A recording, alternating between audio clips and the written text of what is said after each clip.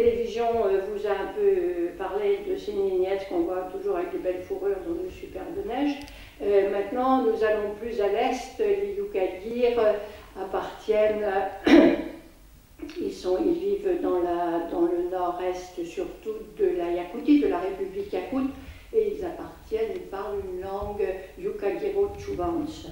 Donc on va plus à l'est, c'est ce que je voulais vous dire. J'ai essayé de trouver des personnalités qui vous montraient un petit peu toute la Sibérie. Et ce personnage-là, Teki Odulok, a écrit directement déjà des œuvres, et en particulier dans le Grand Nord, qui est encore très ethnographique, et ensuite une œuvre que malheureusement je n'ai jamais lue en russe, mais que j'ai lue en anglais, parce qu'il y a eu une traduction en anglais dans les années 50, et qui est la vie de Imtie Ourgin l'Ancien. C'est vraiment une œuvre littéraire. Si un jour vous la trouvez, je vous conseille d'y jeter un petit coup d'œil. Là, on voit des personnalités solides qui se développent, mais on avance dans le temps aussi, et on avance donc dans la force un petit peu de ce pouvoir soviétique qui arrive et qui va un peu écraser tout sur son passage.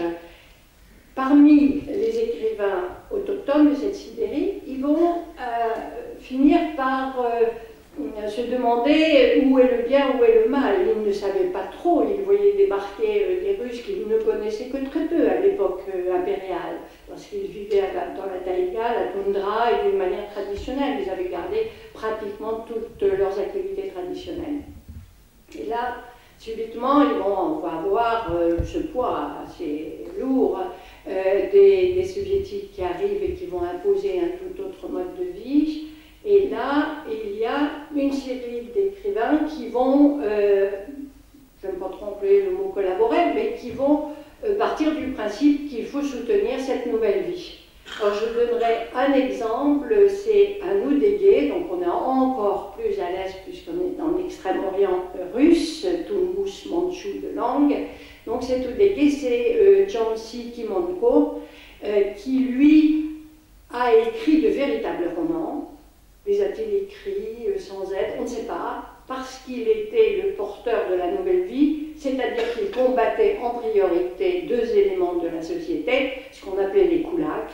Je ne sais pas si vous connaissez ce mot-là, mais les koulaks, c'est comme dans toute la Russie, on considérait qu'un paysan qui avait 3 vaches, c'était un koulak, c'est-à-dire un oppresseur et quelqu'un de riche. En Sibérie, c'était pareil. Les koulaks, c'était ceux qui avaient un peu plus de rênes ou un peu plus d'animaux que les autres. Donc, il a participé à la dékoulakisation, c'est-à-dire on les envoyait dans les camps où on les liquidait sur place pour ces gens-là, et il a participé à toute la propagande anti-chaman. Et il écrit cela, je ne prends pas ça sous mon bonnet, j'ai lu ses œuvres, donc il écrit tout cela, et il écrit la manière. Il décrit les chamans d'une manière assez extraordinaire, très négativement, bien sûr que pour le moment ça nous fait un peu sourire, mais c'est très intéressant de lire ces textes-là anti-koulak, entre guillemets, et anti-chaman. Voilà déjà un premier début, mais qui nous amène, alors des gens comme Jansi Kimonko, il y en a eu plusieurs, hein, je donne un exemple parce qu'on n'a pas le temps de faire le tour de toute la littérature, et ce qui est intéressant, c'est que ce que je viens de vous dire, amène le début de ce que j'appelle la deuxième génération, c'est-à-dire l'apparition de tout un groupe, de toute une pléiade d'écrivains autochtones de Sibérie. Alors là, je commencerai par celui que vous connaissez bien, M. Gauthier. C'est Ritkeou, donc dès les années 30, vous allez nous en parler tout à l'heure, je vous laisserai la parole. Puis 5 ans plus tard, il y avait le Nifre Sangui, qui est Nifre de Sakhaline. Alors je dis 2 mots pour ceux qui ont vu tout à l'heure l'affiche de cette table ronde, avec cette petite fille aux yeux très bridés. C'était une Nifre de Sakhaline. Hein. Il y a des Nifres un petit peu sur le continent, vers l'amour, mais surtout à Sakhaline, en tout cas pour ma part, c'est ceux avec qui j'ai travaillé. Et il y a un écrivain, Vladimir Sangui, qui est un grand écrivain de cette génération qui est née 5 ans plus tard que Yuri Ritcheu en 1935 et dont on a fêté les 80 ans, il se porte bien, en grande pompe en Russie et à l'UNESCO à Paris. Puis il y a Chestava Fiuvan qui est à Mansi, donc on revient cette fois-ci plus près de l'Oura, de la Sibérie occidentale, et je citerai Ojogin, puisque tout à l'heure on a dit que Dominique Sanson avait traduit une œuvre de Rogin.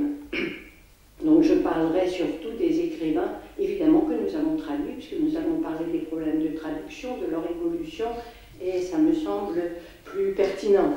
Donc cette génération va changer du tout au tout pour ce qui est du contenu.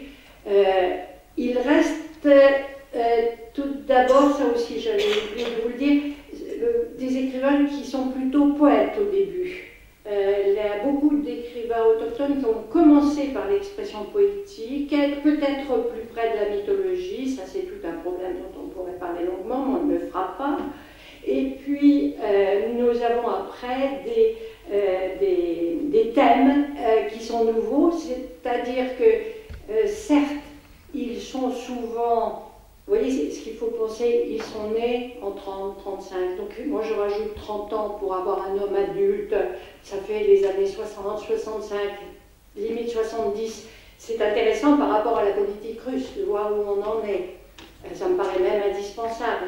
Donc ils sont là, un petit peu entre deux, ils vont pouvoir de nouveau continuer un peu à chanter la nouvelle vie, montrer que leur Ritcheu a bien commencé comme cela, au début, montrer que tout était merveilleux pour leur peuple, etc.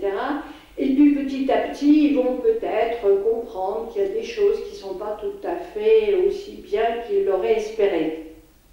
Pour ça, le NIFRE, Vladimir Sangui, dont je vous parlais tout à l'heure, qui est à mon avis un excellent écrivain, qui a été malheureusement peu traduit, et j'ai quelques honte de n'avoir traduit que des extraits, certes longs, mais sans jamais publier. On ne peut pas attendre le professeur, vous savez qu'on est toujours occupé par ses étudiants, donc on n'a pas le temps de tout faire, et je le regrette beaucoup.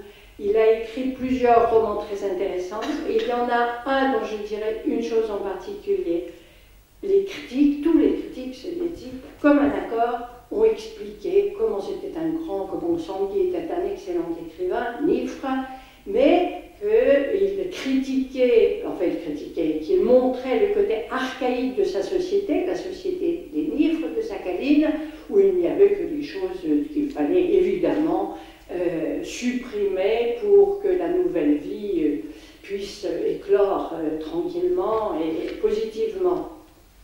Alors tout cela est absolument, ne correspond absolument pas, et c'est là où il faut faire attention aussi à ce qu'on lit sur la plume des critiques, absolument pas à ces écrits que je connais très très bien. Sangui, tout d'un coup, s'est aperçu que toute la société traditionnelle, toute la vie traditionnelle des Nifres avait disparu. Les croyances n'étaient plus là, le mode de vie n'était plus là, et dans son meilleur roman, Le mariage d'Ikevong, c'est les deux fils du héros qui cherchent désespérément, enfin c'est plutôt le père, qui cherche désespérément des fiancés pour perpétuer le clan. Mais en fait, c'est pour perpétuer ce monde Nifre que Sangui voit disparaître.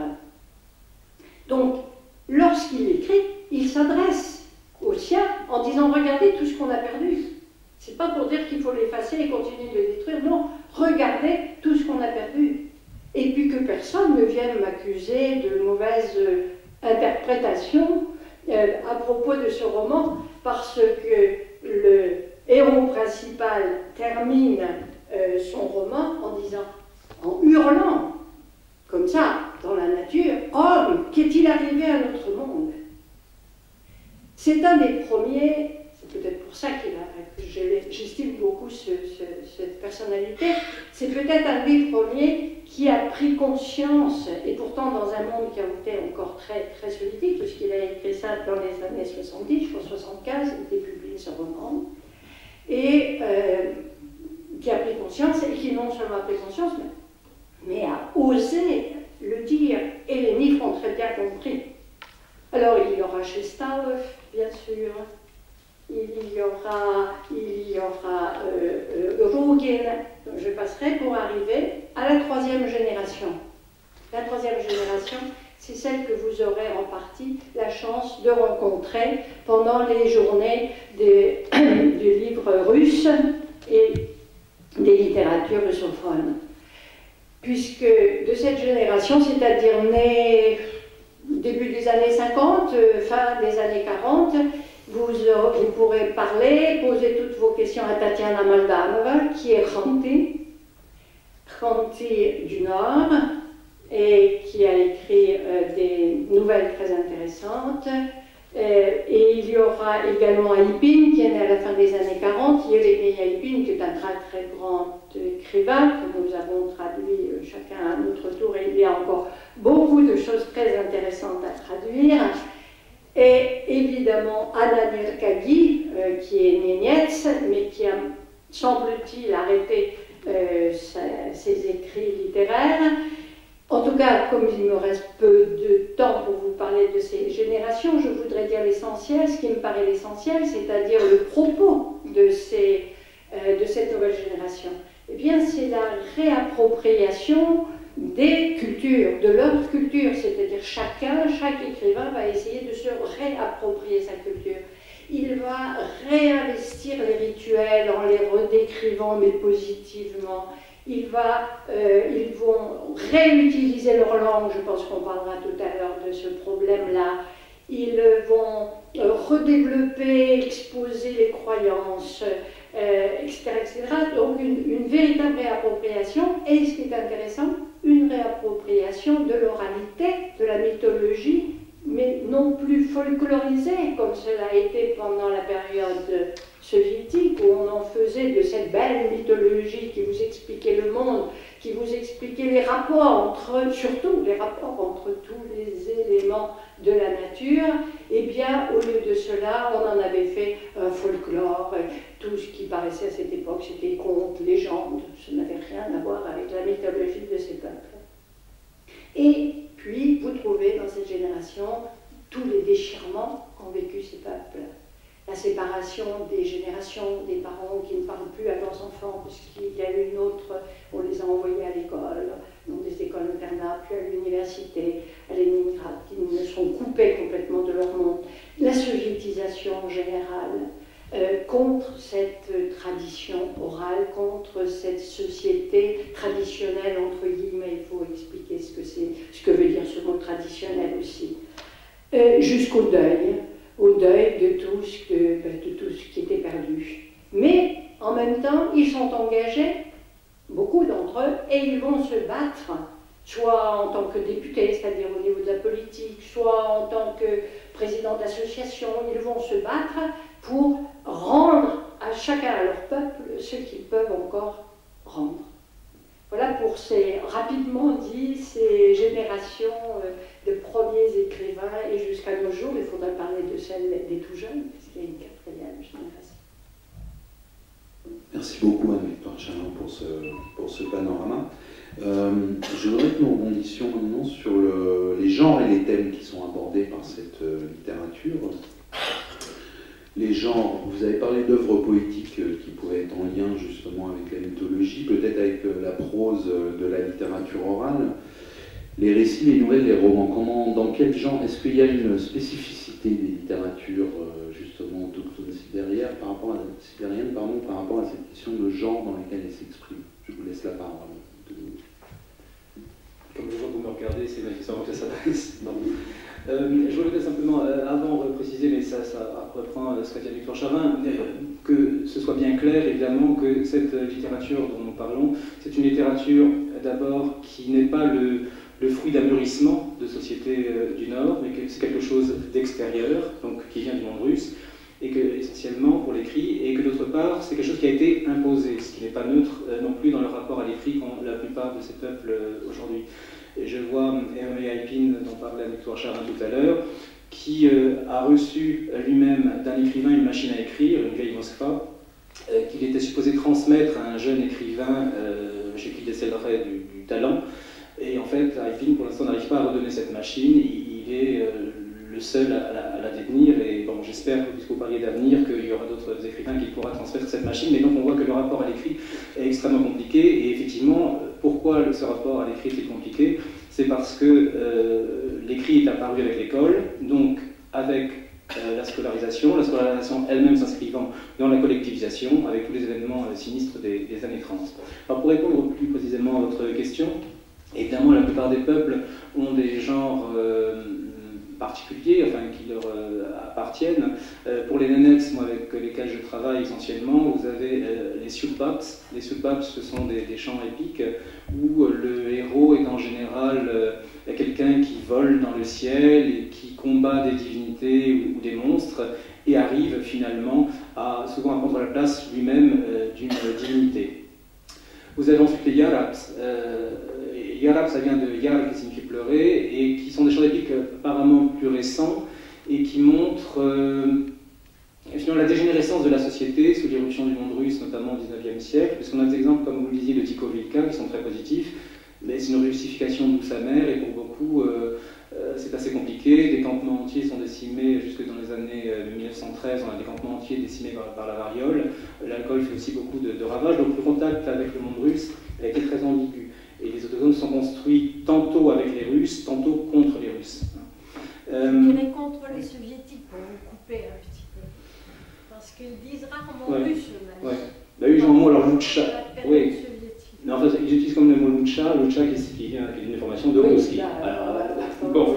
Et on voit, comme vous voyez, quand même la littérature orale, pour y revenir, recueillie par les folkloristes du XIXe siècle, qu'ils soient hongrois, finnois ou autres, on voit qu'effectivement, là, les Russes, pendant l'époque impériale, ont un rôle, le rôle de l'autorité, le rôle, je pense à un chant des Nets, par exemple, qui raconte comment un homme qui n'était plus avec sa femme, mais avait choisi une autre femme, est obligé de reprendre son épouse officielle et traîner à la police, et on doit payer en plus un interprète parce qu'on ne parle pas la langue. Enfin bon, donc, et là, on voit les Russes dans un rôle un petit peu négatif, mais bon, je reçois bien cette nuance.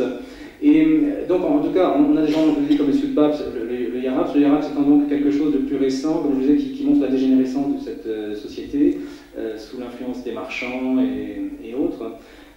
Mais le héros, là, souvent ne dit pas son nom au départ, et c'est au fur et à mesure qu'il lance des informations, si j'ose dire, qui sont reconnaissables par chaque Nénètse normalement constitué, en tout cas à l'époque, et qui lui permettent de savoir qui est le héros, finalement. Et donc là, on est dans un texte qui, en général, est assez triste, il faut qu'il y ait plein de rebondissements, alors ça peut tourner autour d'une vengeance, autour de meurtre, autour aussi de la quête d'une épouse, et finalement, le héros, de manière générale, arrive finalement quand même à s'en sortir, mais après de longues épreuves. Et contrairement au Sioulbaps, qui est à la troisième personne du singulier, le Yaraps, lui, est à la première personne du singulier. Et après, vous avez un certain nombre de gens, bon, je ne vais pas m'étendre là-dessus, mais un certain nombre de gens qui vont de la légende au Khinaps. Le Khinaps, c'est un chant intéressant chez les Nénètes, c'est toujours un chant épique, puisqu'en fait, c'est le mot parole, l'esprit du chant Minikou, qui est comme une caméra et qui se déplace dans la toundra, à travers la toundra, voit ce qui s'y passe et décide de s'arrêter. Éventuellement, parfois, il prend parti pour tel ou tel héros ou tel personnage, et parfois, lorsqu'il a vraiment aimé quelqu'un, il reste vivre à la fin du chant avec le héros. Et ça, donc ces trois sortes de chants dont j'ai parlé, Sioulbaps, Yaraps et Khinaps, ce sont des chants épiques qui peuvent durer extrêmement longtemps. Souvent, les Russes de l'époque impériale ou les Soviétiques étaient un peu désespérés en sachant qu'il y aurait plusieurs nuits où il faudrait écouter ça. Surtout que, bon là j'en ai pas apporté, mais c'est quelque chose qui peut paraître extrêmement monotone, monocorde, alors surtout si en plus on ne saisit pas l'action. Donc c'est quelque chose qui aujourd'hui a dû être réinterprété d'ailleurs, on s'aperçoit dans les années 60-70, en tout cas chez les Nénètses, les anciens lorsqu'ils chantaient ces chants épiques traditionnels, lorsqu'ils voyaient que l'auditoire n'était plus vraiment captivé, comme ne suivait plus, puisque souvent il y a des archaïsmes, eh bien ils commençaient à raconter, là ils prenaient il racontait l'histoire finalement avec des mots simples, des mots ordinaires, et une fois pour continuer le récit, et une fois que de nouveau le public était en main, il recommençait à chanter. Donc, et sinon, bon, je laisserai après peut-être la parole, juste pour dire qu'en tout cas, donc, il y a une diversité évidemment de création. Mais ce qui est important aussi de souligner, puisque j'ai un petit peu égratigné les Russes, bon ça m'arrive, mais il y a eu aussi des choses tout de même positives, puisqu'effectivement, moi ce qui m'a toujours frappé, puisque je travaille beaucoup sur les récits de vie, mais bon, aussi sur la parole, ce qui m'intéresse beaucoup, c'est de voir qu'au XIXe siècle, on voit déjà apparaître finalement des genèses, notamment, c'est-à-dire que par rapport, en relation avec le monde russe et avec le missionnaire et le christianisme, on voit que les autochtones répondent, parce que souvent on pense l'oralité en termes de quelque chose qui précède l'écrit. Et là, en Sibérie, on a effectivement des gens qui, face à un missionnaire qui brandit un livre et raconte des histoires un peu étonnantes, une dame qui n'a été touchée par personne et qui arrive quand même à avoir un enfant, des gens qui montent dans le ciel, on voit finalement se mettre en place toute une littérature aussi orale, qui est une réinterprétation évidemment de la Bible, comme d'ailleurs on peut la voir aujourd'hui dans d'autres circonstances, et j'arrêterai là, puisque j'ai lu il n'y a pas très longtemps une traduction de la Bible, parce que c'est qu'on peut traduire évidemment, puisque c'est le sujet de notre table ronde, de manière très différente. Alors on peut faire une traduction littérale, mais on peut aussi faire une interprétation culturelle, et dans l'une des dernières interprétations culturelles que j'ai lues, Ponce Pilate par exemple, pour la Bible, dans une langue autochtone, était devenu un gouverneur de Géorgie, une langue autochtone américaine, hein, pas sibérienne. Donc c'était devenu Ponce Pilate un gouverneur de Géorgie, le Christ était né à Gainesville et avait été lynché à Atlanta. Donc vous voyez, ça permettait là à tout le monde de comprendre évidemment la Bible aujourd'hui, dans une langue autochtone. Yves Gauthier, si vous souhaitez intervenir sur ce même sujet, sur le sujet des thématiques aussi qui sont abordées, un genre thématique par cette littérature, que les caractériser. Merci, bonsoir à tous. Est-ce que je peux enchaîner, rebondir? Oui, en parlant peut-être plus précisément de celui que j'ai traduit, qui est Eric Théou, et en développant cette idée qui vient d'être évoquée, qui concerne le rôle de la langue russe. Et on verra que j'aimerais bien la défendre un peu quand même, cette langue russe, sous l'angle du sujet qui nous intéresse, et je vais essayer de dire pourquoi. D'emblée, quand même, en ouverture, je voudrais saluer, j'ai l'impression qu'il y a un effet.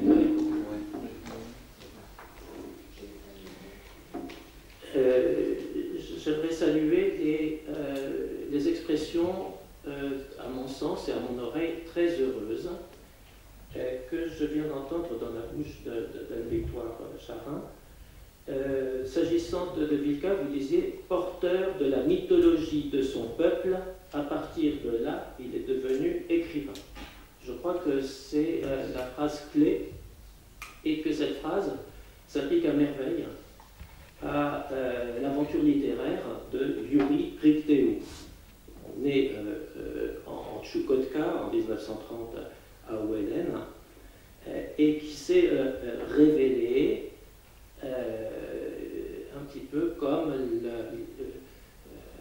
le légataire, si je puis dire, de cette culture ancestrale, porteur de la mythologie de son peuple, et c'est très intéressant votre expression, à partir de là, il est devenu écrivain.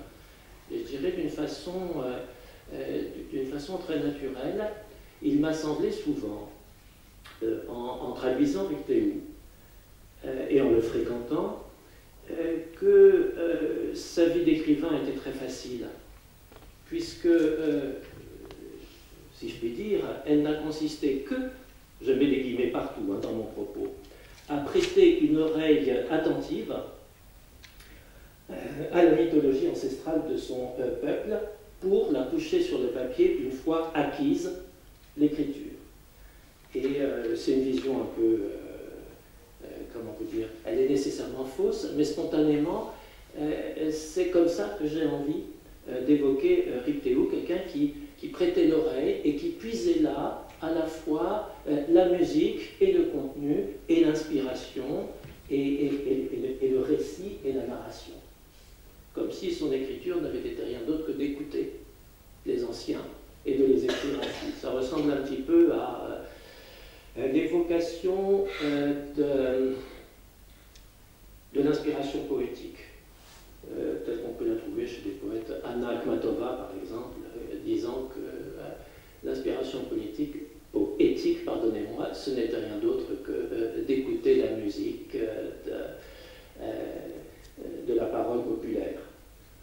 подумаешь, тоже работа, беспечное житье. Подслушать у музыки что-то и выпить, шутя за свое.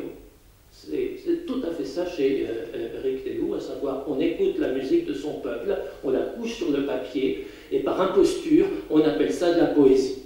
Chez Eric Théoux, je dirais, on appelle ça de la littérature. Point nécessaire de fréquenter un auteur pour bien traduire. On peut très bien traduire des auteurs morts, etc. Mais par chance, j'ai bien connu Eric Théoux, on était proches, on se voyait tous les ans, et ces conversations incessantes que nous avons eues ensemble ont été pour moi de grands moments. Et une seconde chose qui s'articule avec ce qui vient d'être dit, c'est l'importance évidemment capitale de l'apparition, de l'émergence de l'écriture, et je dirais presque de la découverte de l'écriture.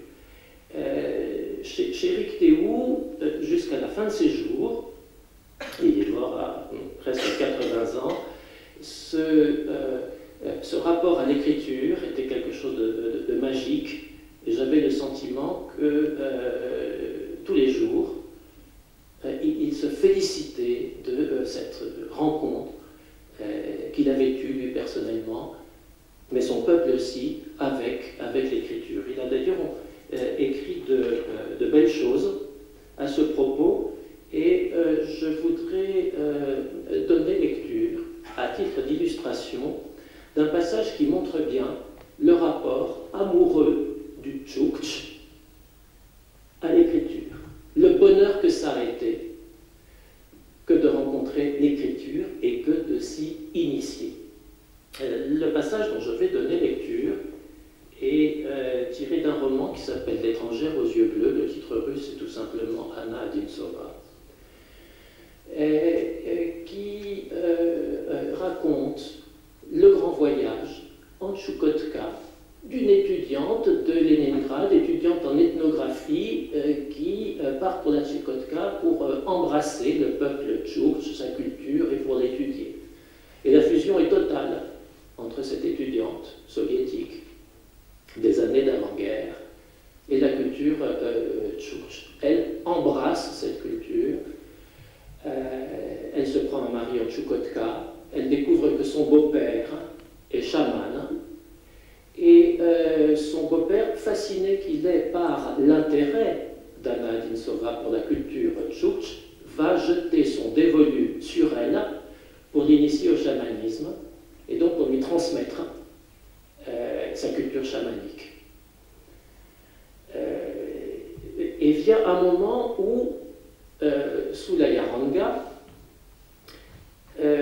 Rinto, il s'appelle Rinto, donc c'est le patriarche, c'est le chef de tribu, c'est un éleveur de rennes, c'est un chaman, et en même temps, c'est dans le livre, c'est le gardien du temple, c'est lui qui détient la mémoire, le savoir et cette culture chamanique.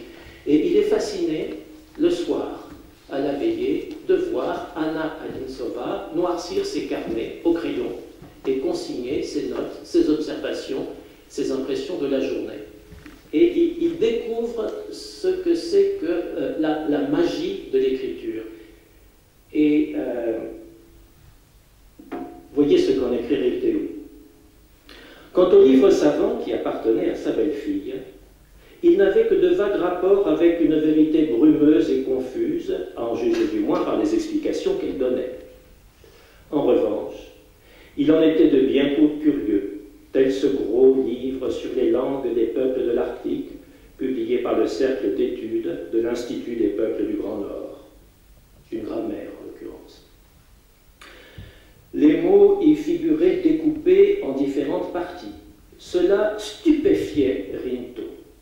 Un mot vivant, sorti d'une bouche comme un oiseau de son nid pour prendre librement les airs, avait été abattu en plein vol et gisait écartelé sur une pâche blanche, taillée en quartier comme un renne après le dépeçage.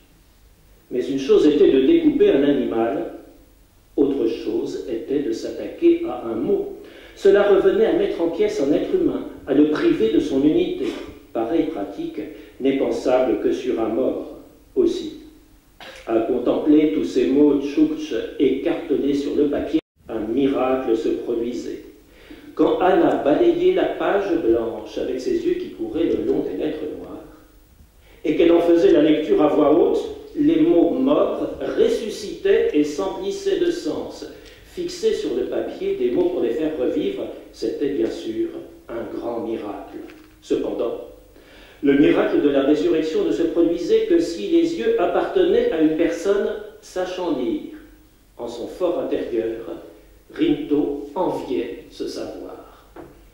Et c'est un passage à mes yeux très parlant qui illustre bien le rapport amoureux de Rinto, personnage, mais aussi de Yuri Rikteu, le grand avocat de son peuple, son rapport amoureux à l'écriture, aussi un rapport de fascination, un amour dont il ne s'est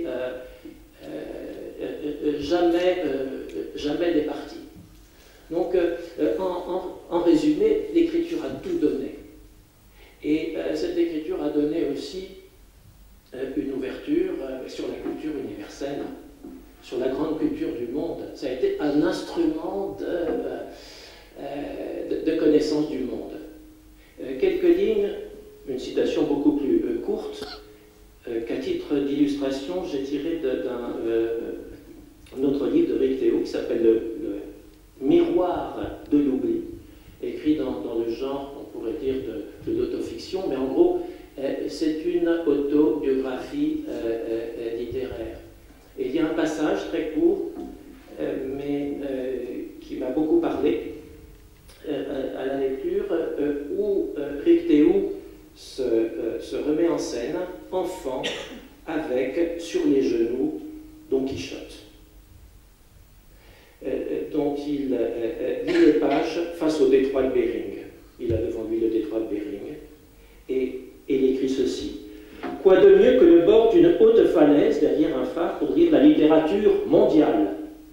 Au pied de la falaise battaient les eaux de l'océan glacial. La côte était leur tambour. Les oiseaux qui avaient fait leur nid dans la paroi rocheuse criaient, le morse grommelait, et parfois sifflait le geyser plaintif d'une baleine.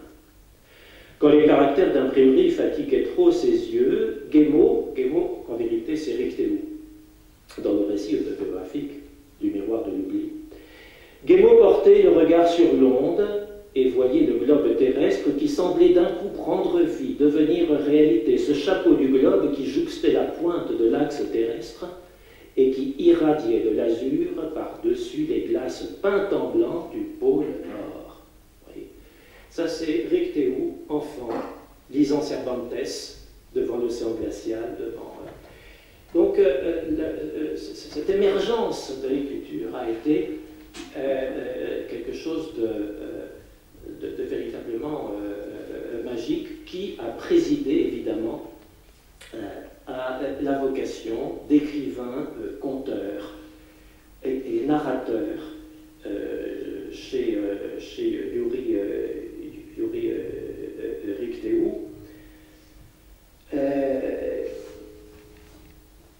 Il y a aussi beaucoup de poésie du fait, comme le disait Anne-Victoire Chapin, de la fusion charnelle qu'il y a entre mythologie et poésie dans la mémoire du peuple. Et les grands moments décrits par Anne-Victoire pour évoquer la littérature autochtone, je les ai tout à fait reconnus, j'ai relevé quelques phrases qui sont clés. Par exemple, perpétuer un monde, disiez-vous, que l'on voit disparaître. Réappropriation des cultures, rendre à son peuple ce qui peut l'être. Ça, dans ces mots, je reconnais tout à fait Rikteu. Russe ou soviétique? Alors là,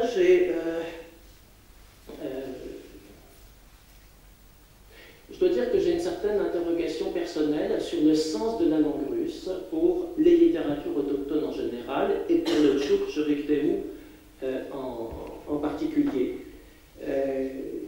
J'ai j'ai demandé à plusieurs reprises, en rusant, changeant la formulation à Yuri Ricteau, pourquoi avoir signé une œuvre écrite en langue russe.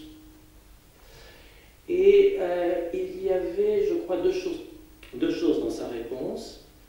La chose avouée qui était que la langue russe lui donnait des oreilles pour l'écouter et des yeux pour le lire. C'était cette fenêtre universelle qui lui ouvrait les clés de la littérature mondiale. Repensez à cette fascination de gosse lisant Cervantes devant l'océan glacial. Donc pour lui, la langue russe, c'était cela.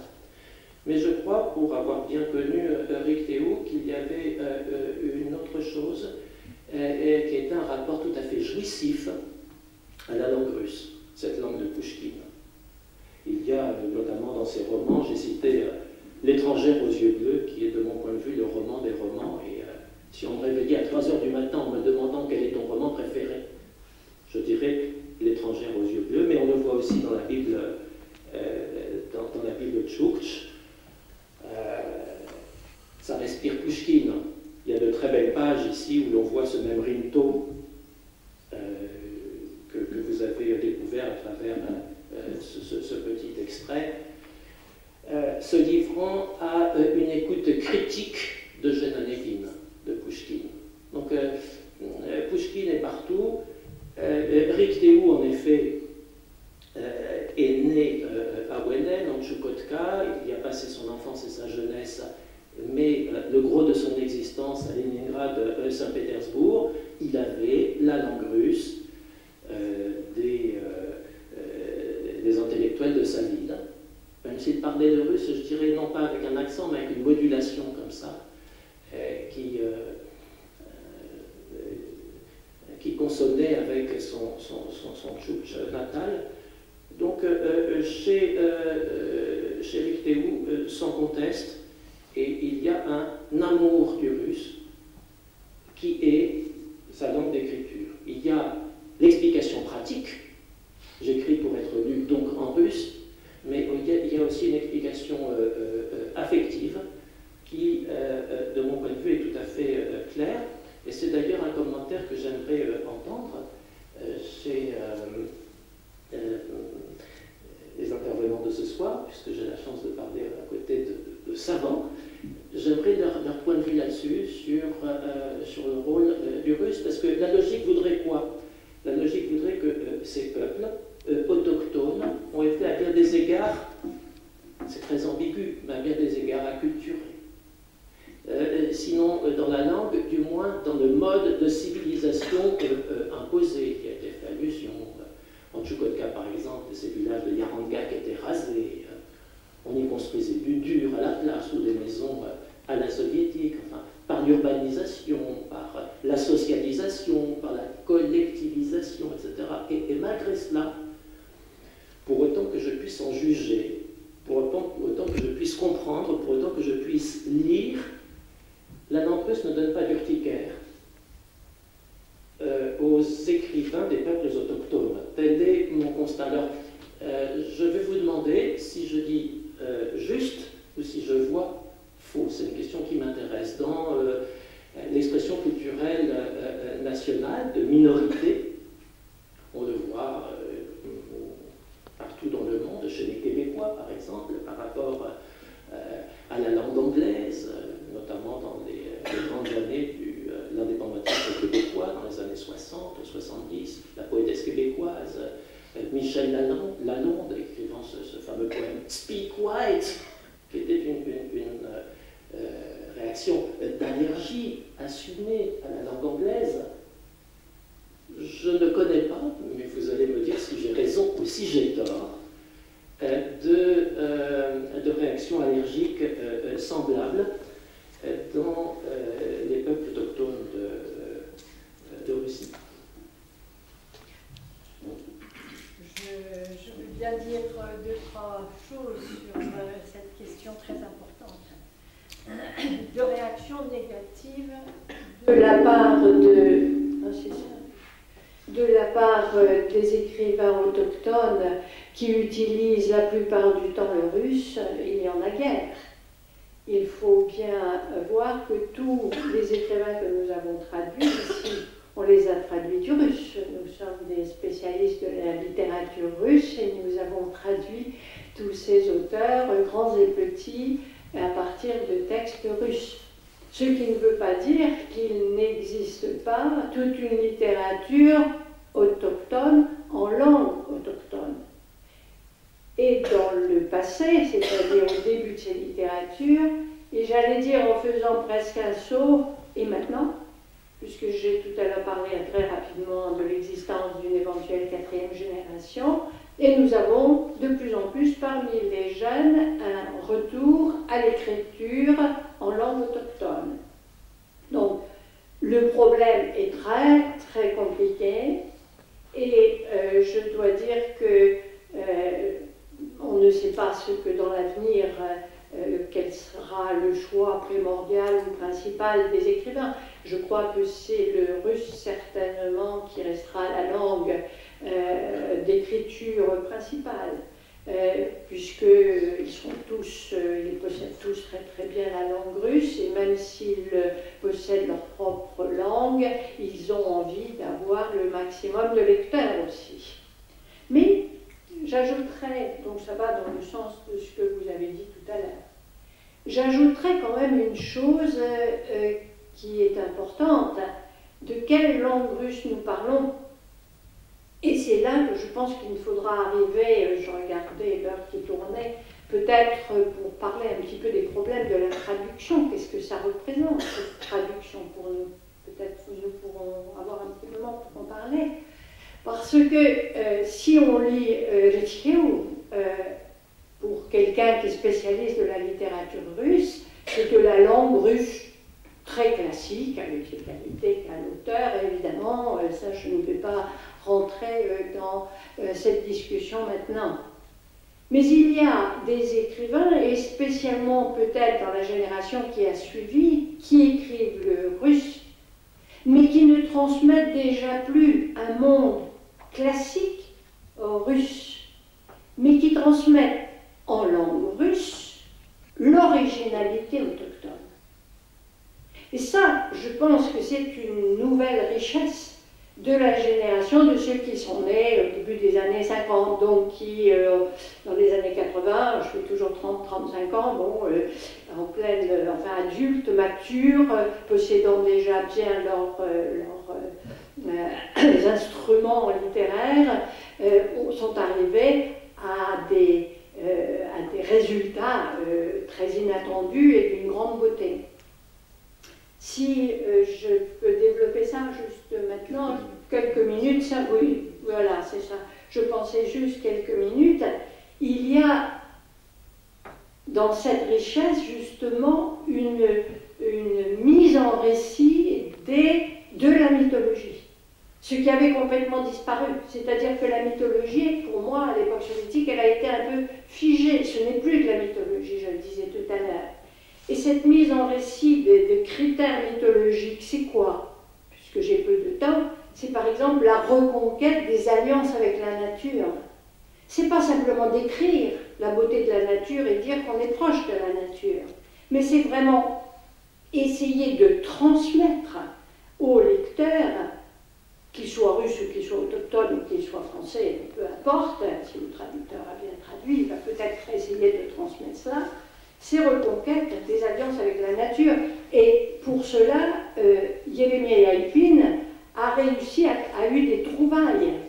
Je ne veux pas m'étendre, mais il fait des associations de mots. Je donnerai juste même pas une citation, mais simplement une explication pour faire mieux comprendre mon propos. Il va associer, accoler des mots qu'il réunit par un trait d'union. C'est presque impossible à traduire, très difficile, pour ça je ne veux pas me lancer dans les traductions, mais simplement pour vous montrer. Et l'homme, le renté, ça c'est un mot, il y a un petit trait d'union. Il a besoin sur la terre qu'il y ait des oiseaux, des animaux, ça c'est un mot. Des herbes, des arbres, c'est aussi un mot. Des baies, des pommes de pin. Que des poissons, des oiseaux, c'est un mot. Des poissons, des animaux peuplent les eaux, rivières, lacs, c'est un seul mot avec deux traits d'union, etc., etc. C'est-à-dire qu'il arrive à rendre ce qu'était vraiment la mythologie, c'est-à-dire cette organisation des éléments de la nature. Et je dirais encore une chose, parce qu'il va beaucoup plus loin, on pourrait citer, en montant les échelles de son talent, différents exemples. Dans son dernier roman, l'héroïne, elle n'a pas de prénom, elle n'a pas de nom, la mère des enfants, ensuite la nature, la mère des loups, la mère de Dieu, des reines qui sont comme les hommes. Si on a un moment tout à l'heure, je vous lirai. Ces reines qui vont être mitraillées par les rouges et qui deviennent, en lisant le texte, des hommes. On oublie que ce sont des reines. Mais tout cela, c'est pour montrer que, autrefois, qu'est-ce qu'il y avait dans la mythologie? Il y avait la nature ontologique de l'homme qui était semblable dans tous les éléments de la nature. On parle tout le temps de la nature, du retour à la nature ici, mais c'est pourquoi faire? Tandis que chez ces peuples, l'arbre, il a une nature ontologique. L'être humain, la femme, l'homme a une nature ontologique, je ne sais pas, le rocher aussi. Et cette nature ontologique est la même. Donc, vous vous êtes jamais demandé pourquoi il y a toutes ces transformations dans les récits mythologiques? Parce que c'est une nature ontologique semblable, on se transforme, on passe, on est un homme, on devient une pierre, mais on agit peut-être en homme, peut-être en pierre, on est une femme, on devient une herbe. Et ça, vous avez des écrivains, dont Alpine, et il n'est pas le seul, qui le retransmet cela. Et à un moment, vous avez cette mère des enfants qui est assaillie qui est fusillée par les rouges. Vous avez la mère des loups qui reçoit aussi les balles des rouges. Et ils sont tous les deux sur la route. D'habitude, un loup et une femme, la femme essaie de prendre un couteau et de tuer le loup. Mais là, pas du tout. Ils se retrouvent et ils se demandent qu'est-ce qui est arrivé. C'est-à-dire, ils sont ensemble parce qu'ils sont de même nature, mais face à des rouges qui, eux, sont ailleurs. Et il transmet cela à tout moment, et avec des trouvailles tout à fait originales. C'est ça ce que j'appelle un vrai travail de la langue russe, c'est-à-dire qui est russe et autochtone en même temps. C'est sa grande beauté. À vous la parole, Dominique Sanson, sur cette question du rapport aux Russes. Donc, on a bien compris qu'il peut être à la fois perçu comme élément aliénateur et libérateur en même temps, et donnant accès à la culture russe et au-delà à une culture universelle. Voilà, pour ne pas répéter les choses et ne pas me répéter moi-même, je dirais simplement que moi, la plupart des écrivains avec qui je travaillais m'ont dit, mais finalement, les premiers professeurs de littérature sont été mes grands-parents. Et là, c'était dans les langues autochtones, la plupart du temps, avec évidemment des contes et autres.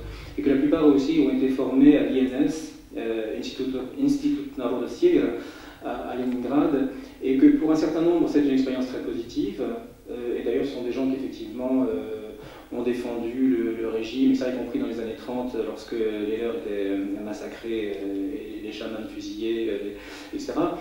Ils ne les ont pas défendus, parce qu'ils ont pensé que c'était le prix à payer pour arriver à un mode de vie qui les rapprocherait de l'idéal soviétique et qui les ferait entrer de plein pied dans cette nouvelle communauté historique qu'était le peuple soviétique. Mais je pense que pour quelques écrivains qui ont réussi ce rapport au monde russe et donc à la langue russe, enfin moi je pense qu'il ne faut pas perdre de vue le fait que c'est vraiment une minorité, me semble-t-il, et que le commun des mortels avait lu l'école par exemple de manière souvent un peu complexe et compliquée. D'ailleurs les premiers temps, dans les premières écoles, souvent les parents restaient à côté des garçons, parce que d'abord on n'a pas donné les filles, on a surtout confié les garçons à l'école, et puis les parents essayaient de voir si tout se faisait selon la loi, entre guillemets, ou les coutumes de la taïga ou de la toundra. Un autre exemple, me semble-t-il, révélateur, c'est le fait de voir qu'encore dans les années 45 à peu près, toute une classe d'âge manque à l'appel à l'école lors de la rentrée, parce que pour les parents, on sait déjà lire et écrire quand on sait lire dans la neige, les traces d'un animal et autres, et à quoi vous sert finalement d'être avec un papier qui parle, comme on disait parfois chez certains peuples, à quoi ça peut vous servir, si ils n'avaient pas derrière la tête ce que les Russes avaient, ou les Soviétiques, suivant la terminologie qu'on préfère, à savoir sédentarisation et bon, soviétisation. Donc je pense qu'effectivement pour une jolie scène, ça me rappelle un film justement dans lequel on voit aussi des Inuits, je ne crois pas que ce soit des Tchouks, mais des Inuits qui écoutent un concert de musique classique avec un grand piano comme ça face à une falaise en Tchoukotka. Donc pour une scène comme ça, on a beaucoup de gens qui finalement, aujourd'hui effectivement parlent russe comme vous disiez Mme Charmin, mais qui en même temps ne se sentent pas complètement appartenir à ce monde et pour qui la littérature mondiale, bon, il n'y a pas d'enthousiasme particulier. Les écrivains, parce que finalement, moi il me semble qu'on a démembré ces sociétés, bon, pour des bonnes ou mauvaises raisons, peu importe, on n'est pas là pour en parler, mais c'est-à-dire qu'on les a décapités en prenant une élite économique, les riches de Rennes, vous en parliez, les koulaks. On a prélevé aussi l'élite spirituelle avec les chamans. Et finalement, il y a eu une fuite des cerveaux aussi, c'est pour ça que je suis plus réticent quant à cette expérience. Bon, enfin, j'ai un temps de terrain, alors évidemment, je ne suis pas allé partout non plus, je ne peux pas juger, mais je suis plus au sens qu'on a créé un fossé entre une intelligentsia et puis les peuples qui sont supposés représenter. Et maintenant, ce qui est intéressant, c'est de voir que dans la littérature orale, on a des champs où on se moque ouvertement de ces écrivains ou de ces députés, je peux parler des députés aussi, qui prouvent que là, la tradition orale est vivante, et même, par exemple, le problème de gaz et de pétrole, chez les Kranti, vous avez le Derrick, qui est appelé le grand homme russe au ventre de fer et à la tête de fer, et la Torchère, qui est appelée la grande femme russe à la robe rouge. Bon, donc ça crée encore aujourd'hui, disons, ça inspire encore aujourd'hui les rapports avec le monde russe, mais l'écrit, me semble-t-il, et je reviendrai peut-être là-dessus, est quand même un rapport ambigu pour quelques écrivains qui s'en sont bien sortis, qui sont redevables au régime et qui, effectivement, ont eu une fenêtre sur le monde qu'ils n'auraient jamais eu autrement. Combien d'autres, finalement, sont dans des nikudachniki, ils ne sont pas vraiment russes, ils n'ont plus leur culture vraiment. Alors, il faut aussi, en fait, sans doute nuancer, puisque dans un même village, suivant les générations, vous avez des attitudes différentes et des postures différentes face au monde russe. Mais je terminerai là-dessus. Donc, moi, je travaillais avec Anna Nerkali depuis 1996. La dernière fois que j'étais chez elle, c'était dans l'Oural polaire, dans un campement ultra-orthodoxe qu'elle a créé. Et Zimna Nadierzhdy, et la Terre de l'Espérance. Et elle, justement, comme vous le disiez, elle a arrêté d'écrire. Et quand je lui avais demandé pourquoi, parce qu'au départ, quand j'ai rencontré dans les années 90, elle écrivait et elle pensait que c'était important d'écrire. Elle était un pur produit soviétique, c'est-à-dire qu'elle était allée à l'école qu'à 6-7 ans, et puis elle était rentrée l'été uniquement en juillet et en août pendant 9 ans, parce que le reste du temps, elle était en ville, à l'école internat.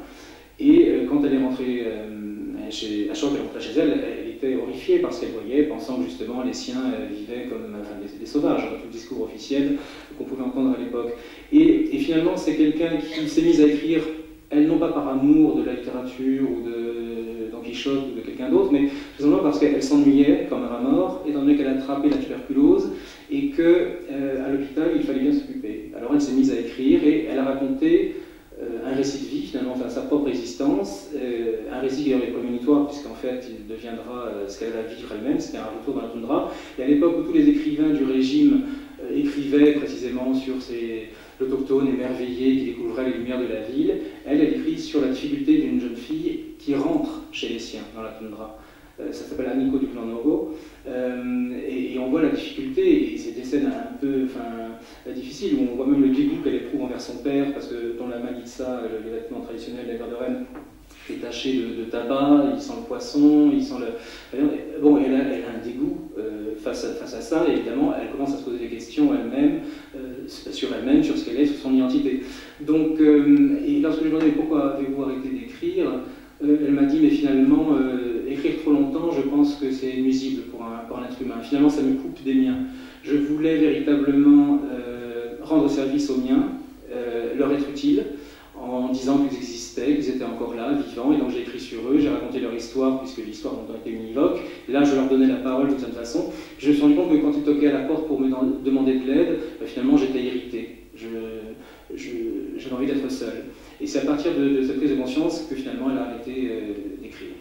Voilà. C'était juste pour donner un autre éclairage qui ne contredit pas forcément l'amour de certains, mais qui encore une fois me semble être circonscrit à une certaine intelligentsia, et donc qui crée un fossé malheureusement assez dramatique aujourd'hui quand on voit la piètre estime en laquelle beaucoup d'éleveurs de rennes, de chasseurs-pêcheurs tiennent leurs écrivains ou leurs députés. Alors à ce point du débat, je voudrais qu'on aborde la question des difficultés particulières justement que peuvent poser aux traducteurs justement toutes ces réalias, les éventuels termes autochtones, les éventuels rythmes qui sont propres à chaque langue. Je ne sais pas qui veut commencer sur cette thématique, mais quelles sont les problématiques que connaît chaque traducteur? Quelles sont les particularités que vous avez relevées lors de votre travail sur ces auteurs?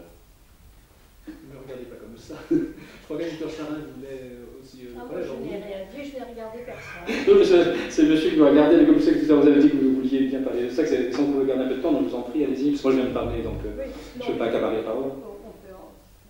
Je pense qu'Yves Gauthier a des choses à dire aussi sur le problème de la traduction. Je pense qu'Yves Gauthier pourra nous parler aussi.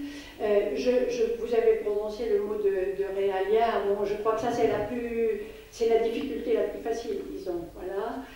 Parce que lorsqu'on commence à traduire ce genre de littérature, on plonge dans un milieu tout à fait autochtone avec toutes ses caractéristiques, et il est évident, ces caractéristiques, que ce soit les activités professionnelles, l'élevage du renne, les pêcheurs, les chasseurs, les trappeurs, etc., dans un monde donc très particulier, soit de toundra, soit de taïga, il est évident que le traducteur doit bien connaître le milieu dans lequel se déroulent toutes les actions des héros.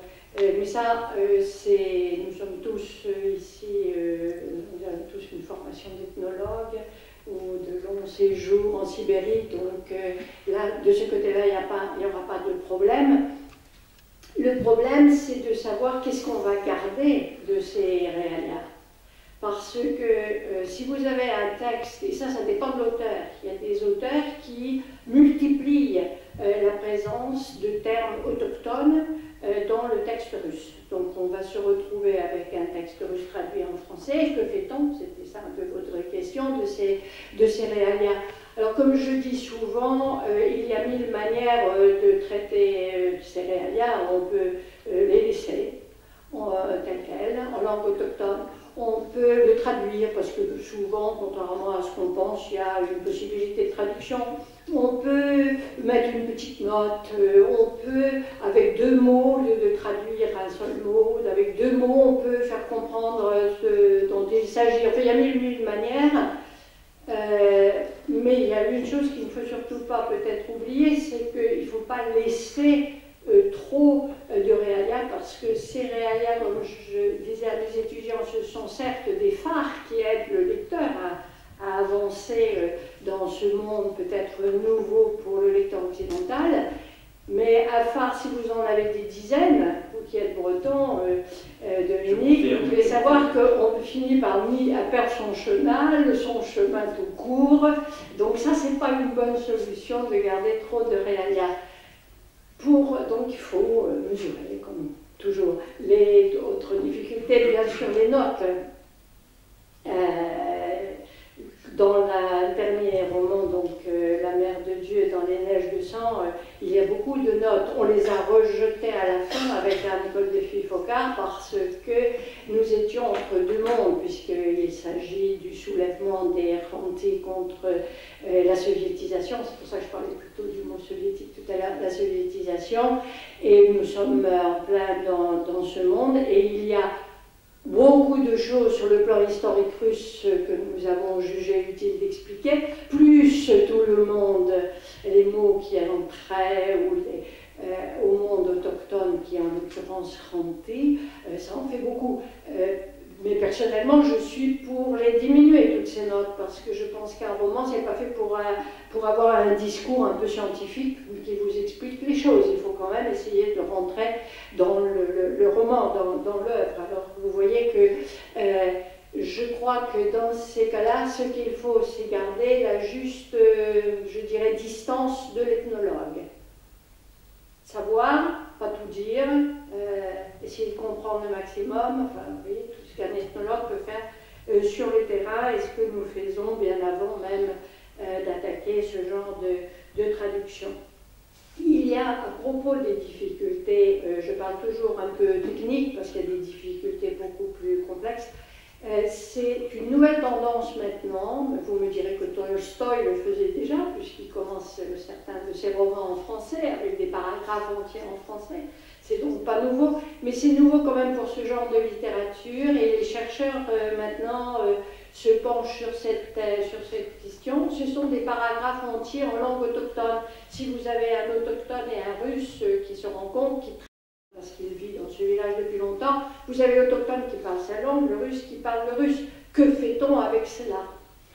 Quand c'est un paragraphe au début d'un grand roman comme Tolstoï, parce que c'est des Russes qui parlent français, donc ils parlent français au début, ça va. Mais maintenant, c'est un problème. Personnellement, je ne me suis pas trouvée en face de ce problème jusqu'à présent. Je n'ai donc pas trouvé la solution, mais je soulève le problème parce qu'il est, à mon avis, il sera de plus en plus, il va se répandre, je pense, parce que les jeunes autochtones ont très envie d'introduire de plus en plus de la parole autochtone dans leurs écrits. En tout cas, les très jeunes maintenant.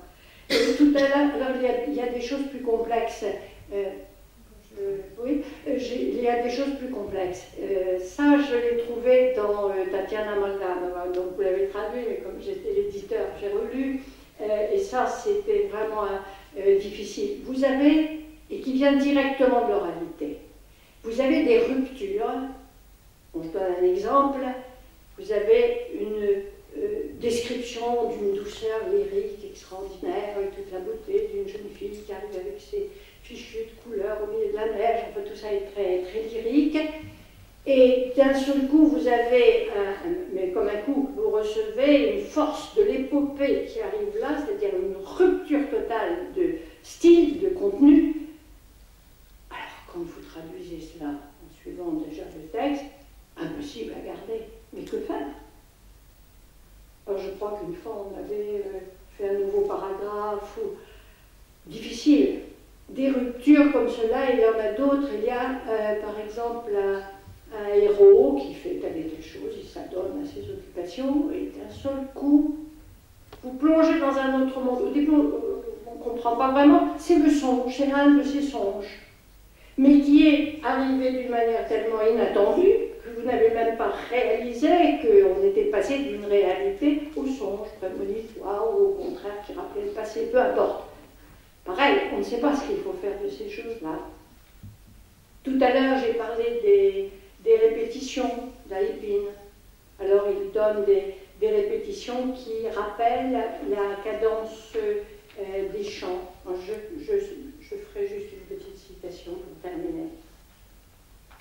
Le grèbe est un oiseau qui est très important chez les Ranti, comme vous savez.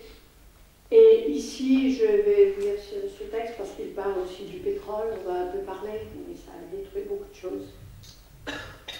Cette grèbe dans le cercle des derriques noirs, sur une eau noire, leurs longs coups élancés vers le ciel se mettent à pleurer. 7 gémissements, 7 becs, 7 têtes, 7 coups, 7 corps, 7 prières, 7 pleurs, 7 grèbes dans le cercle noir, dans le cercle du pétrole, dans le cercle ensorcelé, dans le cercle ensorcelé des derriques. Y a-t-il un moyen d'en sortir?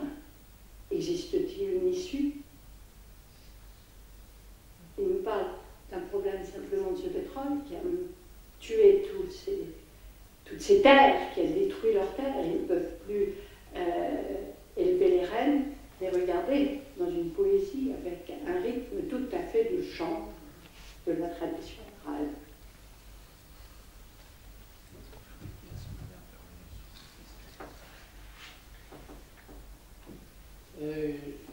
J'ai envie de répondre, ça dépend.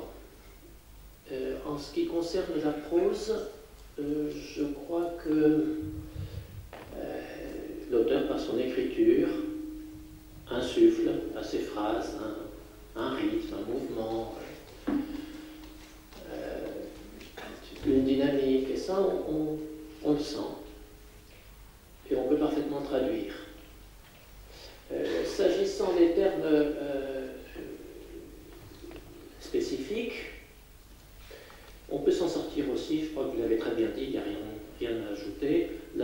recette étant de ne pas abuser des notes en bas de page, parce que sinon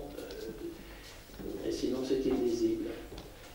Le gros problème de mon point de vue, c'est la matière du texte poétique. Et là, je dois dire que je dois faire mon mea culpa. Je vais prendre un petit exemple ici, tiré de ce livre culte, à mes yeux, vous l'avez compris, L'étrangère aux yeux bleus de Rick Théou. Certaines incantations ou récits d'origine mythologique ou chamanique sont en vers. Mais je dois dire, en toute honnêteté, que je n'ai pas compris quel était le moteur de la prosodie Tchouktch. Je savais que ce moteur n'était pas la rime. Et ça donne quoi? Ça donne si des intrus, c'est Rimtaud aujourd'hui qui parle, le chaman, le patriarche, l'éleveur de rennes, le chef de tribu. Si des intrus tentent par le verbe ou la force de changer l'ordre légué par les ancêtres, écoute ton cœur et ta raison, ne laisse pas un vent d'ailleurs emporter la fumée tiède de ton âtre. Est-ce que c'est bien traduit? Si je devais me donner la réponse à moi-même, je dirais non. Si je devais le refaire, je ne le referais pas comme ça. Je pense que j'aurais demandé à Rick Théou de me lire la même chose en tchouktch, que je l'aurais enregistré, que j'aurais essayé d'analyser la métrique, la musique. Après quoi, j'aurais soit réussi, soit échoué, mais j'aurais fait autrement. Le problème est là. Même chose, il y a, je vais dire quelques années de cela, en vérité c'est il y a plus de 20 ans.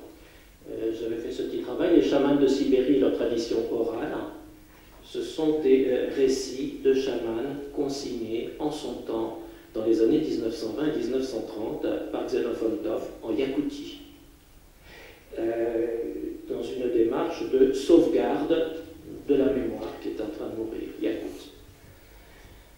Quand il s'agit d'un récit qu'on peut qualifier de prose, on peut saisir le mouvement, la mesure, le souffle, l'haleine de la phrase, que sais-je, la stylistique. Mais quand il s'agit d'un poème, il faut quand même comprendre. Et je crois ne pas avoir compris. Et là, en toute modestie, je m'en repentis. Ce n'est pas comme ça qu'il aurait fallu faire.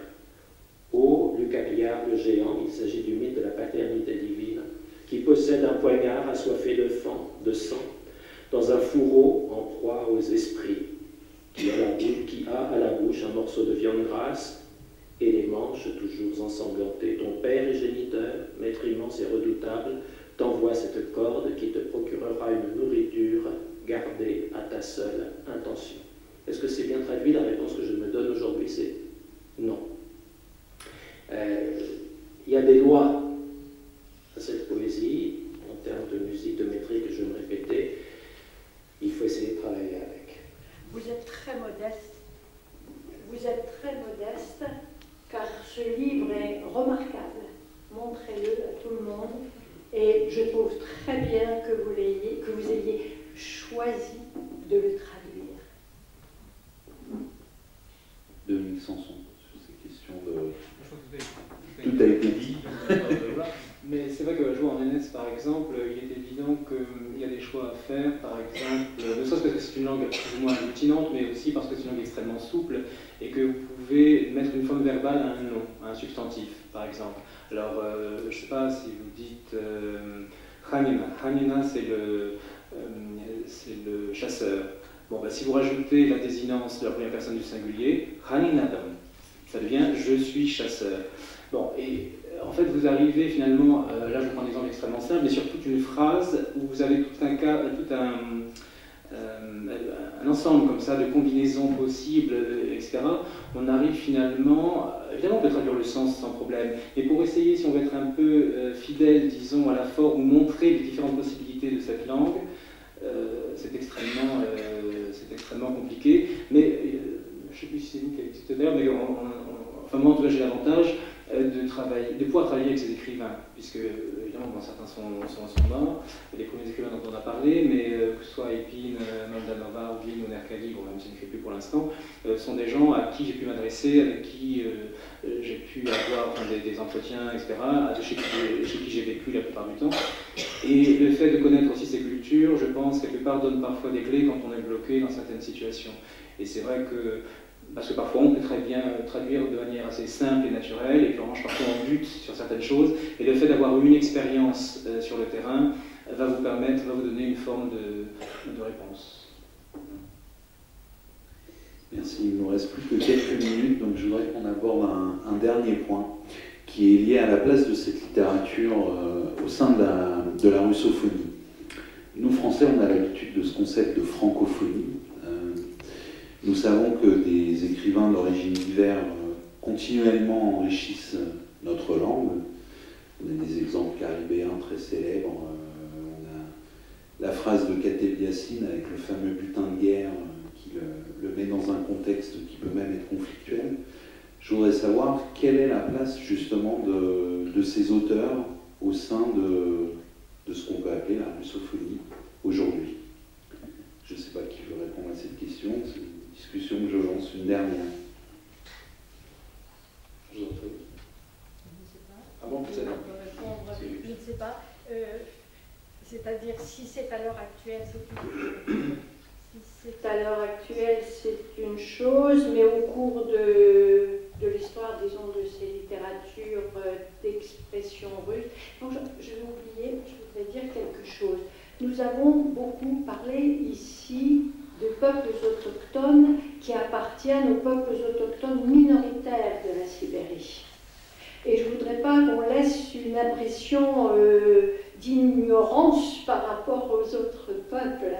Mais pourquoi on n'a pas abordé ici le problème des autres peuples? Parce que nous avons choisi ceux qui ont été traduits par nous à partir du russe, donc russophone. Et les Yakoutes, la plupart du temps, les écrivains Yakoutes, un peu moins les Bouriates, mais aussi en grande majorité, sont des peuples qui ne sont pas minoritaires, qui ont une république, qui ont une politique particulière en ce qui concerne toute la culture, qui donc gèrent les problèmes de la langue, et ils écrivent en général, pour ce qui est des Yakoutes, la plupart du temps en yakoute. Les Bouriates en bouriate, souvent.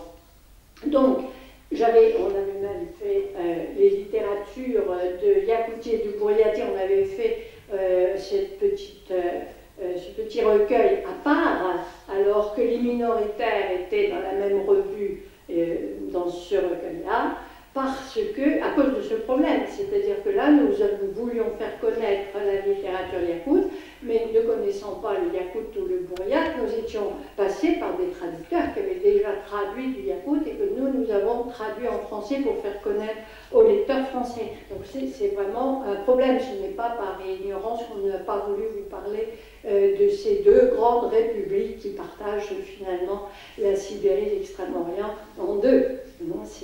Les problèmes sont tout autres, spécialement chez les Yakoutes, où vous avez un gouvernement yakoute qui a une certaine relative indépendance, mais qui prend des décisions, surtout en matière culturelle, en matière de théâtre, en matière d'art. Donc on ne peut pas parler des mêmes choses. Tous les problèmes il y a des problèmes, ils sont autres. Je voulais préciser cela. Et vous m'aviez demandé de parler de quoi au début, j'ai oublié. La place des auteurs. Comment ? Dans la russophonie, la place des écrivains autochtones. Plutôt de la place de la russophonie. En fait, la place de la russophonie, elle est très importante pour ces auteurs, puisque je viens en partie de répondre. Si vous êtes en Yakoutie, bon, les écrivains comme Gogolev, ils écrivent en russe, il y a de grands écrivains yakoutes.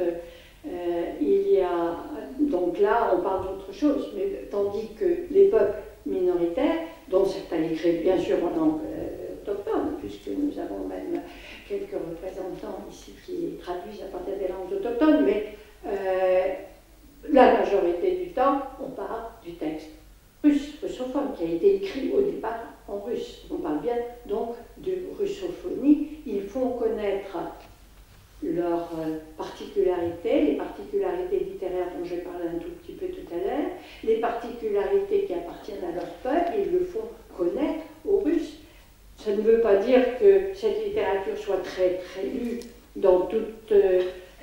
Russie actuelle. Elle l'était peut-être beaucoup plus dans la période soviétique, puisque les auteurs écrivaient dans le bon sens, enfin ils étaient poussés à collaborer un peu avec le régime, donc on les publiait peut-être davantage que maintenant.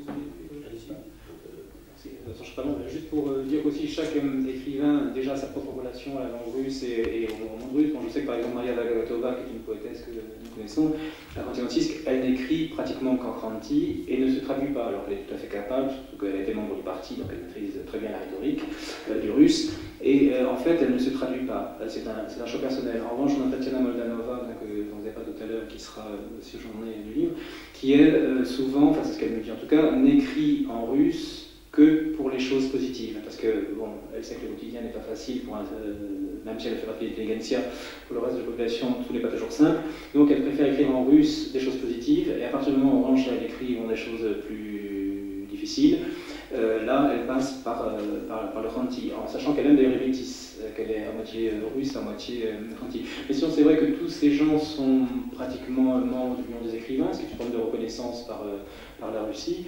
Et puis une des choses qui, je terminerai là-dessus, qui peut-être fait qu'aujourd'hui certains sortent un peu, entre guillemets, du district autonome où ils vivent, c'est le cinéma, puisqu'on a finalement eu, que ce soit Alpine ou Anarkali, deux œuvres qui ont été adaptées au cinéma.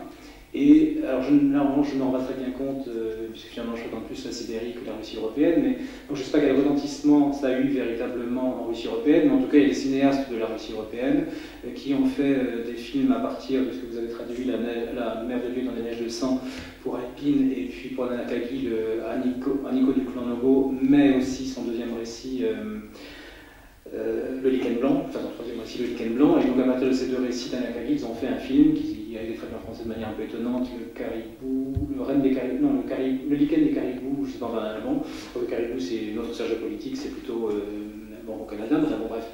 Donc, parce qu'il y a le titre original, donc en russe, puisqu'elle aussi écrit en russe, c'est Bieli Yagali, donc le lichen blanc, mais on est arrivé au renne des caribous. Non, le lichen des caribous, pardon, je vais y arriver. Donc voilà, peut-être que le cinéma peut faire sortir aussi un peu de leur, de cet endroit où ils se trouvent, et où ils vivent les écrivains actuels, entre la génération qui est née à la fin des années 40 et des années 50. Pour les plus jeunes, pour voir, ce sera encore autre chose, j'imagine. Voilà. Yves Gauthier, un dernier point avant qu'on passe la parole au public pour les questions. Rapidement, je crois que sur ce sujet, je ne peux rien dire en vérité de très savant. Le rapport de Rectero aux Russes, plus précisément, j'en ai parlé. C'est un rapport à la langue, mais quand j'entends russophonie, je pense aussi à un mouvement institutionnel.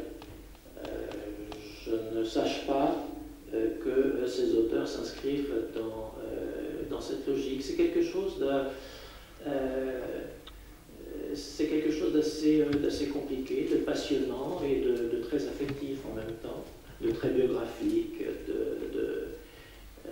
très affectif, une histoire d'amour, de désamour. Rectero me disait, avec humour, Galina, ma femme, sa femme s'appelait Galina, se souvient que je suis Tchoukch, disait-il. Galina se souvient que je suis Tchoukch que quand elle m'engueule. Je lui avais dit que c'était peut-être un petit peu le sens de sa littérature que de faire connaître son peuple et sa culture, et même sa langue à travers le russe, sans pour autant qu'on engueule les Tchouks à cette occasion.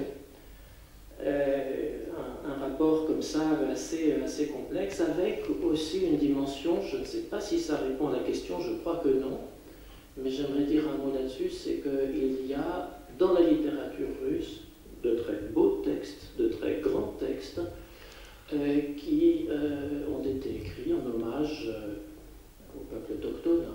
On connaît tous Vladimir Arseniev et son fameux Lire Suuzana, qui a été bien plus tard immortalisé par un cinéaste, Kurosawa, oui.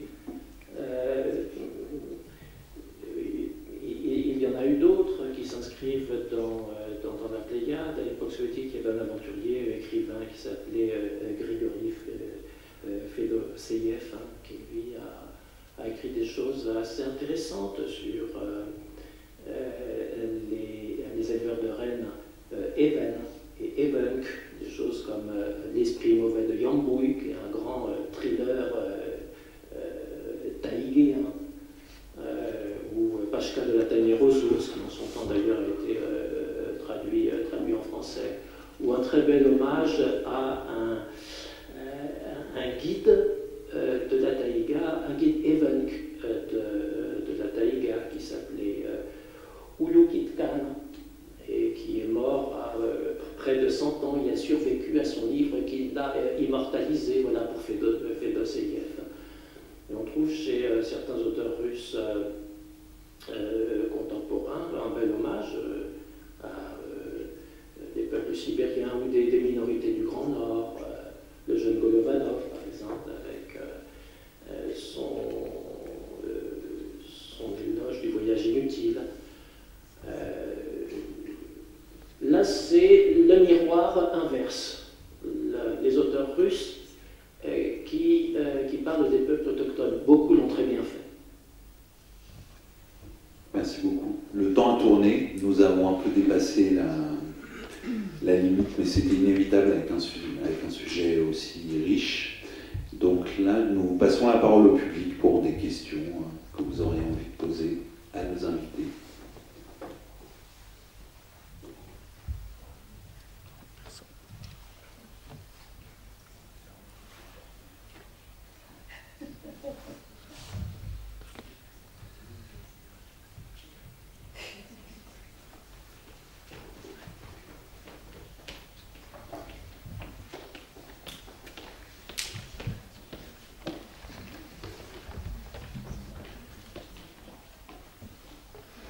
Bonsoir, merci pour cette discussion. Madame Charin, vous avez mentionné une 4e génération d'écrivains. Est-ce que vous pouvez nous en dire plus sur leur thème d'écriture et leur rapport au monde autochtone? Alors, bien sûr, il y a pas mal de jeunes écrivains. Il y a une femme dont je commencerai par elle, Svetlana Denislamova, qui est Mansi, donc on a parlé des Khanty, ce sont des peuples finno-ougriens, qui est très très jeune et qui alors montre assez bien, mais Dominique pourra ajouter certaines choses ou me contredire, montre assez bien pour moi les nouvelles tendances, c'est-à-dire que si la génération précédente se battait encore avec tous les moulins qu'on leur avait mis sur leur route, cette jeune génération a l'air de s'arrêter à un moment sur des thèmes beaucoup plus individuels, qui concernent beaucoup plus l'individu. Qu'est-ce qu'ils sont, mais en tant, non pas peuple, mais en tant qu'individu dans ce grand monde qu'est la Russie. Ça, il y a de très beaux textes qui vont dans ce sens-là. Beaucoup de textes qui rappellent comment ils ont vécu dans leur enfance, mais tout autrement que dans les générations précédentes. C'est-à-dire avec une grande simplicité.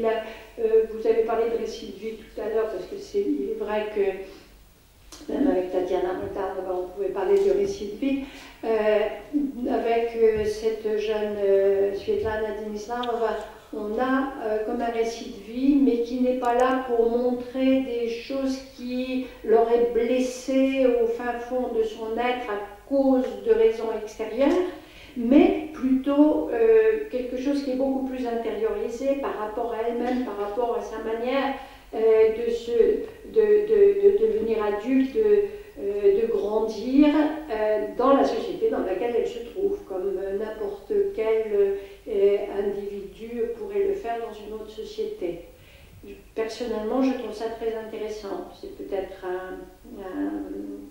un passage dont ils ont besoin, c'est-à-dire de sortir un petit peu de toutes ces thématiques politiques, économiques, puisqu'il y a eu beaucoup d'œuvres sur l'exploitation du pétrole, on en a un peu parlé, des œuvres sur le goulag. Il ne faut pas oublier qu'il y a des autochtones qui ont parlé de ces problèmes-là, même si, surtout les Yakoutes, du reste, puisque là il y avait beaucoup de camps, beaucoup de goulag, même s'il a été interdit officiellement aux Yakoutes de parler de ces problèmes-là. Même après la parution de livres comme Solzhenitsyn ou Ginsburg, tout ça, c'était interdit formellement. Donc je crois qu'il y avait besoin d'une certaine, j'allais dire, douceur lyrique, pour reprendre le terme de tout à l'heure, d'une certaine génération. Vous avez certainement d'autres exemples, vous pouvez en dire deux mots. C'est vrai que Sultana Alexandrova, en plus elle est poétesse au départ, alors elle fait la prose parce qu'elle a écrit un texte oui, sur sa mère, enfin elle a écrit quelque chose sur sa mère, je crois. Un texte sur sa mère, mais effectivement au départ, et puis elle est une, je sais pas, quelqu'un très proche de Shestadov, dont vous avez parlé tout à l'heure, hein, et donc elle connaît bien, puis elle a un pied dans sa culture. Ce qui est intéressant, c'est qu'elle a un pied dans sa culture et un pied dans la culture traditionnelle, entre guillemets, c'est-à-dire culture de la taïga. Parce que là aussi, il ne faut pas réifier les choses, et quand je dis traditionnel, il ne faut pas croire que c'est quelque chose qui date depuis le Moyen-Âge, mais que c'est quelque chose qui est en perpétuelle évolution, et qu'elle-même, elle est porteuse de cette histoire. Mais sinon, on a aussi Moldanova, qui est la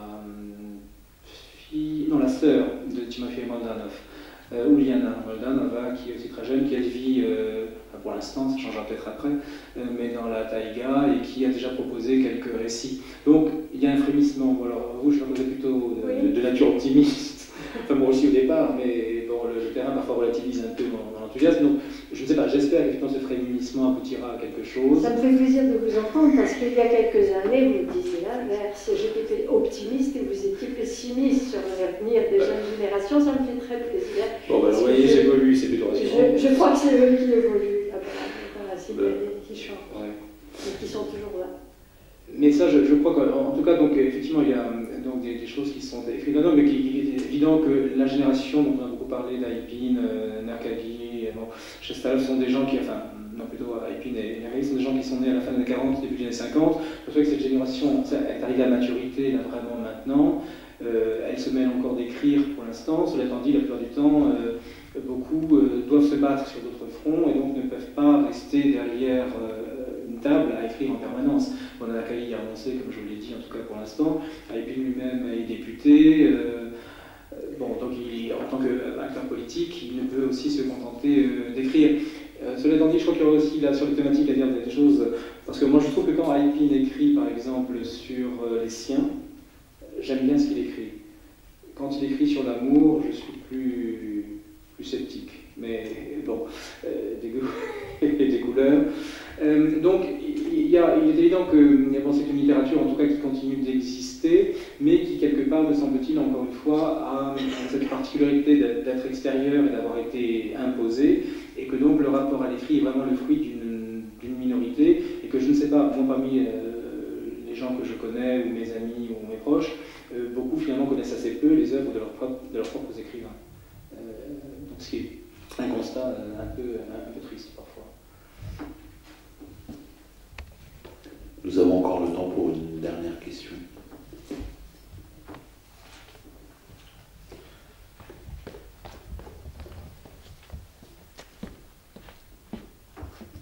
Je voudrais tout d'abord vous remercier pour cette excellente table ronde qui m'a permis en tout cas de mesurer ma profonde ignorance de cette littérature, de ces populations, de ces peuples.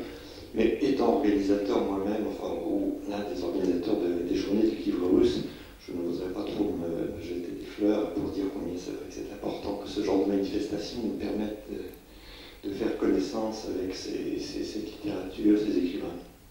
Et ma question porte précisément sur le degré d'audience de cette littérature, de ces écrivains.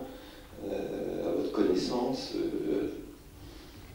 est-ce qu'en France, ces œuvres, ces écrivains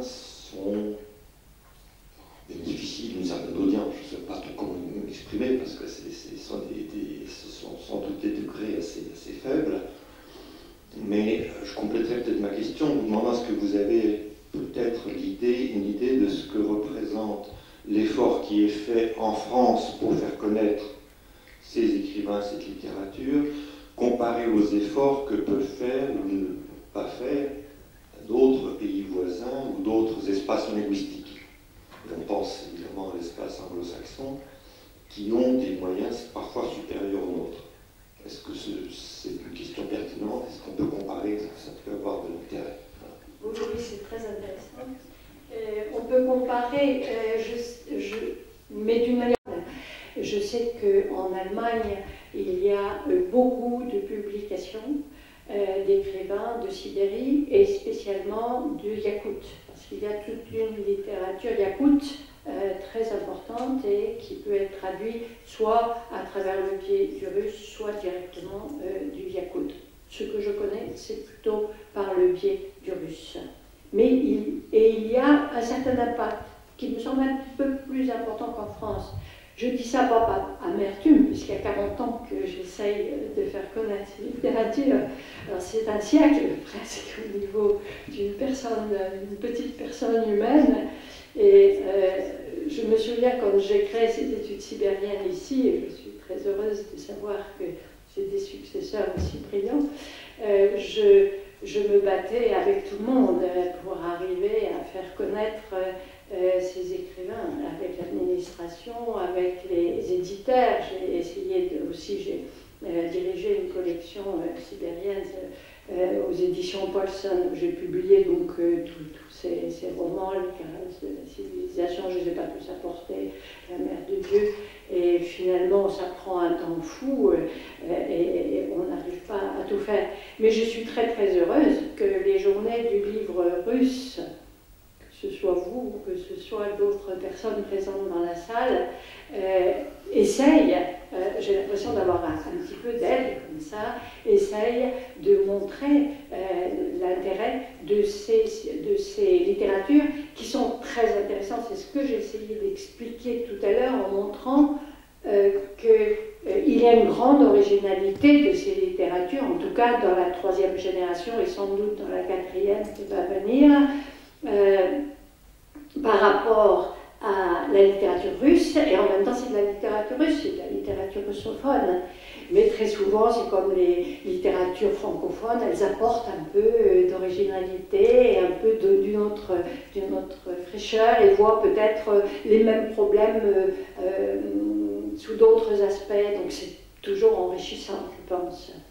Mais pour ce qui est de la Russie même, il y a tout de même un effort qui est fait pour publier ces auteurs. Peut-être Rekiao est très connu, donc il a été publié en Russie, encore que vous pourriez dire certaines choses, mais il y a eu, maintenant vient de sortir toutes les œuvres complètes d'Alpine en 4 tomes. Enfin c'est quand même une chose importante au niveau de la représentation de cette littérature russophone du Sibérie. Yves Gauthier, Dominique Sanson, vous voulez ajouter quelque chose sur ce point?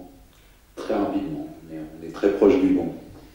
Dans le cas spécial de Rekiao, à la fin de sa vie, il est mort en 2008. Il est mort de chagrin.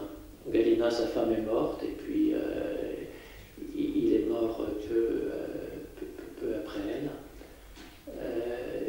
Durant les 10-15 dernières années de sa vie, il était publié, traduit un peu partout en Europe. Pas un livre de lui, pas un titre de lui, de paru en Russie. Je suis plus pessimiste que vous sur ce chapitre, Victoire, et je pense, pour répondre à la question, que peut-être le lecteur européen sera le meilleur promoteur de cette littérature, avec un effet de curiosité. Je ne serais pas étonné de voir que si les publications se font à Moscou et en russe, c'est par un effet de retour. Juste avant, je ne sais pas pour Rekiao, c'est un cas particulier, il faut quand même le dire, parce qu'il a commencé une carrière en Russie où il était très connu, il était publié, mais avec des œuvres qui avaient un autre registre que les belles œuvres que vous avez traduites et qui ont été écrites déjà en Occident pratiquement. Donc le cas Ritkeou est très particulier. Il y a beaucoup de raisons qui font qu'en Russie, il y a eu un certain frein aux publications. Pour le reste, non, je ne pense pas. Ce n'est pas parce qu'on a publié, vous, un livre en français, moi, un livre une traduction, que les Russes ont décidé de faire des œuvres complètes à Saint-Pétersbourg. Non, d'Alipine, je ne pense pas. Je pense qu'il y a un intérêt, même à l'intérieur de la Russie. Petit intérêt, mais qui va venir de la Russie, puis la Russie, elle change tous les jours. Donc, on a encore des surprises. Très rapidement, peut-être juste dire que ce qui peut aussi jouer dans le rôle qu'on traduise ou pas ces écrivains, ce sont les liens de parenté. Puisqu'évidemment, en Estonie par exemple et en Hongrie, ces auteurs sont relativement bien traduits, enfin, en tout cas les Kranti et les Mansi, parce qu'ils sont apparentés linguistiquement. Bon, peut-être une raison bête et méchante, mais qui, enfin, elle n'est pas sans être méchante, il y a aussi l'affectif, hein, évidemment, on l'a bien compris. Et juste pour terminer, dire aussi que le livre dont vous parliez, traduit en français, Les Kranti ou l'Étoile de l'Aube de la Méripine, a quand même été en 2005 jusque dans la course finale du prix Médicis pour le meilleur roman étranger, je crois. Donc ce qui veut dire que pour un premier roman et pour quelque chose de sibérien, voilà, alors je ne peux pas vous dire évidemment si maintenant, parce qu'il en reste, mais je veux dire que c'est quand même intéressant de voir qu'un roman sibérien a été, voilà, jusqu'à la dernière course, finalement je crois que c'était un roman turc qui a eu le prix, mais je veux dire, voilà, il a été dans la course jusqu'à la fin, donc c'est plutôt positif. Voilà, je vous remercie. Merci beaucoup. Merci à tous et à toutes d'être venus assister à cette table ronde. Nous regrettons l'absence d'Eva Toulouse. Nous voulions aborder, c'est vrai, plus profondément, notamment le point sur la politique des nationalités. Et nous savions qu'elle était très au fait sur ces questions, mais encore une fois, le sujet était tellement riche que de toute façon, je pense que nous avons passé une soirée intéressante tous. Juste un petit point, la BULAC organise une petite exposition avec des abécédaires qui datent des années 30, justement, du début des années 30, et qui témoignent de la soviétisation et à la fois des premiers écrits en écriture latine étendus, et donc qui ont été publiés à Leningrad chez Utpédiz. Nous avons plusieurs abécédaires, donc à la fois Nif, Kanti, etc., qui sont en relation avec les littératures que nous venons d'aborder, qui sont exposés en rez-de-jardin à la bibliothèque. Donc pour ceux qui ne seraient pas éventuellement inscrits à la bibliothèque, je leur propose de me retrouver dans quelques minutes dans le hall, et s'ils le veulent, je peux les accompagner afin que nous allions voir ces quelques abécédaires qui vraiment en plus graphiquement sont très intéressants. Il y a des petits textes que nous avons traduits sur la ville, sur la journée du 8 mars, la journée de la femme, etc. C'est très intéressant. Voilà. Je vous remercie encore une fois. Merci à nous inviter. Merci à vous.